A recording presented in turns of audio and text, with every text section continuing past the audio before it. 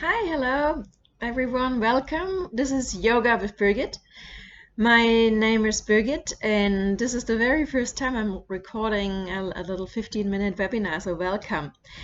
This is a four-part series, so today I would like to explain what yoga is, and then following from that, in the next webinars, I will be talking about what Ashtanga yoga is, explain that a little bit, and how yoga helps in other areas of life, and especially in areas that interest me, particularly like freediving and trauma healing and things like that. So, yes, today I would like to explain what yoga is. By the end of those 15 minutes, you should know where it comes from, what it is, what it isn't, how you get started, and what gear you need. Now, just a little bit of housekeeping. 15 minutes is quite long, and probably in a normal situation, if I was talking to you face to face, you would be having an opportunity to interrupt me and ask a few questions, but this is not quite the format today, so I would like to encourage you taking some notes, and I'll provide my email address at the end of this little webinar, and then you can contact me via email if you have any questions. And yeah, so my name is Birgit. I have been practicing yoga for a bit more than 10 years. And my journey started with Ashtanga yoga. And that is also why in the follow-up session, I will talk more about Ashtanga. And at that time, I didn't realize that there were so many different types of yoga around, and probably in hindsight it would have been a good idea to start with a different type of yoga. But I was just looking for something to balance off all my athletic entertainments. At the time I was just training for a marathon, and I was always going through phases where I was doing a lot of cardio, and I was looking for something a bit more holistic. And only bit by bit the entire spectrum opened, and I understood a bit more, bit by bit, what yoga actually really is, and that it's not just about the body movements, and it's not just about flexibility and stretching and those type of things. And so I thought, let's start with the basics first, so that you have a better start to this. Because then later on, when you talk about Ashtanga, it gets a little bit more specific, and it's just one tiny area of a very big philosophy and a big field. So yoga has its origin in India, and the word yoga itself is a Sanskrit word, which means union or bringing together, connection, communion. And on an abstract level, what sometimes people find a bit difficult to really get their head around, it refers to this ever-present union between the individual spirit, the individual self, and the universal spirit. So this can be thought as the personal consciousness connecting with global consciousness. So in the yogic way of thinking, it's really we're all one. So through the practice of yoga, we are connecting our own self with this global self, the global consciousness. And this practice is ultimately leading to self-realization or enlightenment. So this is a very theoretical concept, and not quite what you would probably be thinking when you go and see in the various yoga studios and some of the gym classes what they're being offering and titling and naming yoga as well. So really, when you take a step back, what it means, it's like it's a union of body and mind, and then this goes even further in saying connecting and unifying the individual, the self, with the global, the universal self. So yoga has its origin deep in prehistory and slowly evolved through the ancient tantric civilization that were in existence more than 10,000 years ago through India and other parts of the world.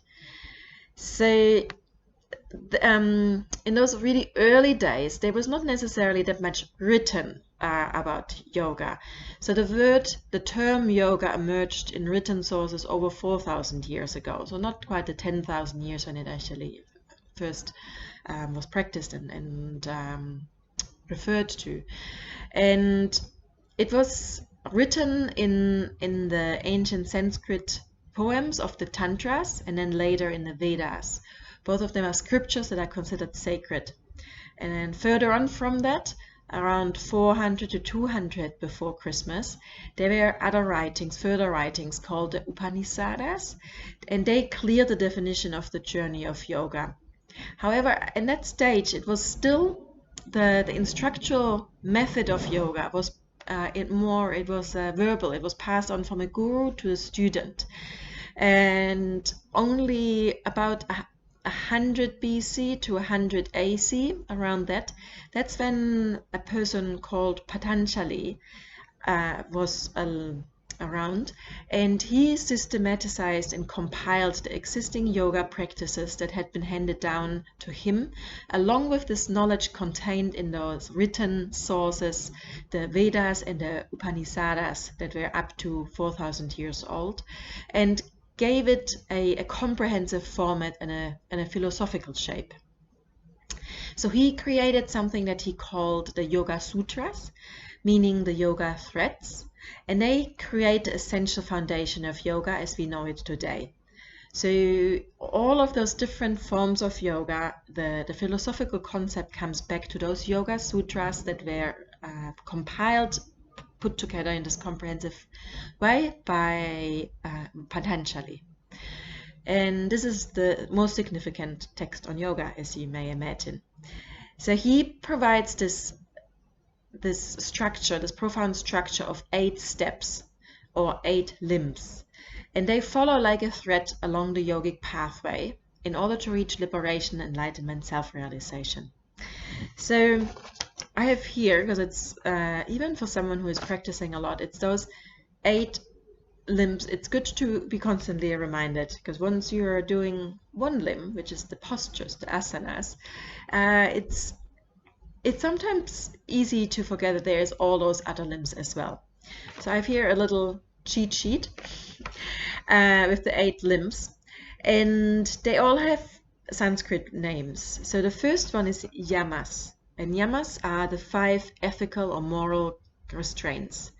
And those 5 moral restraints are ahimsa, satya, asteya, brahmacharya, aparikaraha.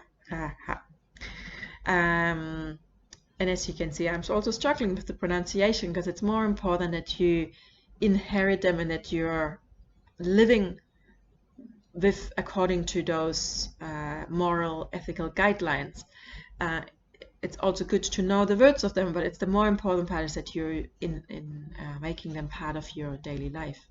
So ahimsa is kindness, satya is truthfulness, asteya is non-stealing, brahmacharya is moderation, and aparikara is generosity. And those are the restraints that you should live your daily life with, and take them as a guideline. Then there's also the niyamas. The niyamas are 5 practices to create inner integrity. The first one is saucha, or purity and cleanliness of mind, body, and heart and environment. Santosha is this inner contentment, so that you're not holding other people responsible for your inner happiness and your inner peace. Tapas, that is to illuminate, so that it's you're illuminated with an inner arm or direction in life for growth. And Svatya is the self-study, and Isvara Piramidana is surrender to the divine presence with all life. So the important part is really that when you're a yogi, you're not a yogi just sometimes. You decide for a lifestyle. So following those guidelines, those principles, is something that shapes your everyday life. And the third limb are after the yamas, those 5 ethical moral restraints, and the niyamas, the 5 practices or observances. There's the asanas, and those are the postures. And this is what you may be most familiar with from the yoga studios and from the gyms, those classes. And those are the positions where you go through various, like a series of various poses, and you're connecting the mind and the spirit to create strength, flexibility, balance, and focus. Another very important part is Pranayama, and that is the life force, the mindful breathing, which is the control of the breath and helps a lot with the focus and connecting your body and your mind to when you do the asana and combining it with the focus on the breathing. The fifth part is Pratyahara, and Pratyahara is turning inwards. Because the source of happiness lies within us, according to yoga philosophy. So this is really about turning inwards, withdrawal of the senses to the mind, and practicing this, focusing on the inner contentment, inner happiness. Then the next two are concentration, the dharana, to have focus and attention, and that is preparing you for dhyana, which is the meditation and this observation, reflection. And all of those 7 limbs together, they, as the ultimate last step, they may bring you to samadhi, the pure bliss, the enlightenment, the bliss state of oneness, which is the ultimate aim, and not many yogis have made it or will ever made it, but it's just linking it all together. So as you can see, asana is the postures are actually just the third step on this way. And as I mentioned just before, so yoga it's not, so according to some of the leading or significant yogi practitioners, yoga is 99% practice and 1% theory. So it's all about practicing, and practicing doesn't mean asana. Practicing meaning all of those steps.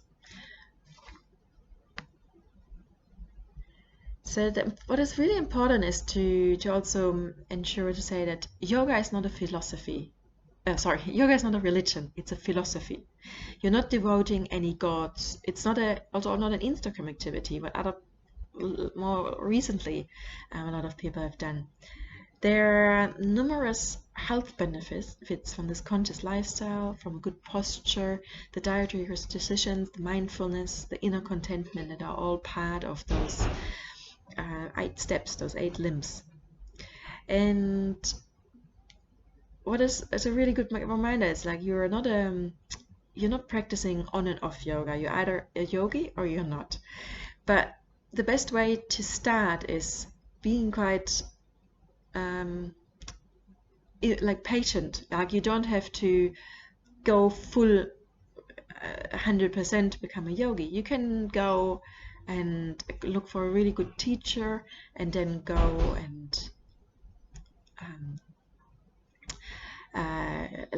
get introduced to it, do some of those asana, those posture practices. Maybe start with once a week and then go slowly, and then go from there. Never hurt yourself, and get introduced to all those different types of yoga. Now the good part about yoga is you don't need much gear. The important part is a mat, but you can even do it without a mat. If you have some type of plastic exercise mat at home, that is fine. I'll have some mats here. Like I personally prefer a cork mat. The important part, what I find, is just it's good to have something made out of a material that's organically sourced or sustainably sourced, and it's healthy.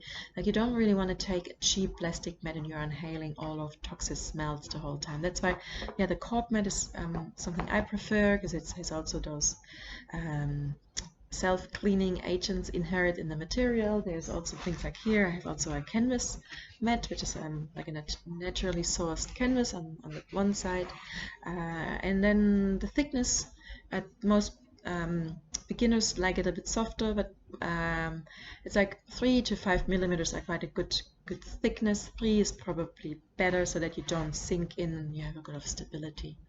There's other props you may want, like blocks. I have one here with some slogans on it. They can be cork, they can be different sizes. Here I have a different version. It can be of wood, or like this is a foam one.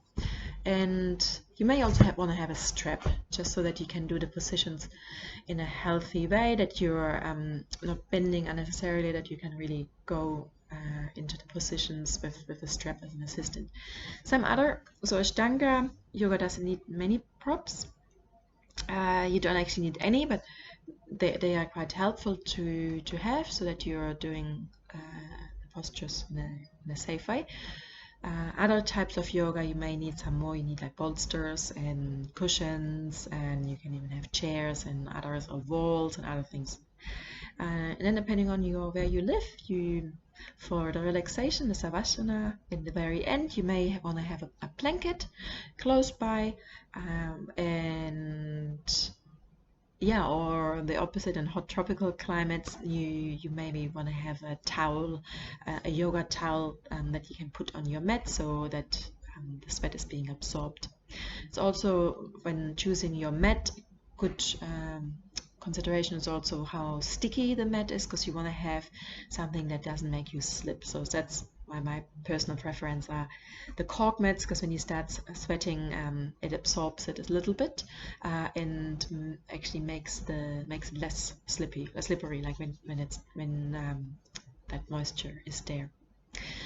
So this was really a very basic, high-level overview of what yoga is, what it isn't, and how to start, what gear you need.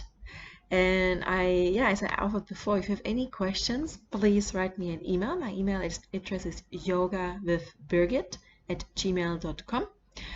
And I'm looking forward to seeing you in one of my other webinars, where I talk about other aspects of yoga.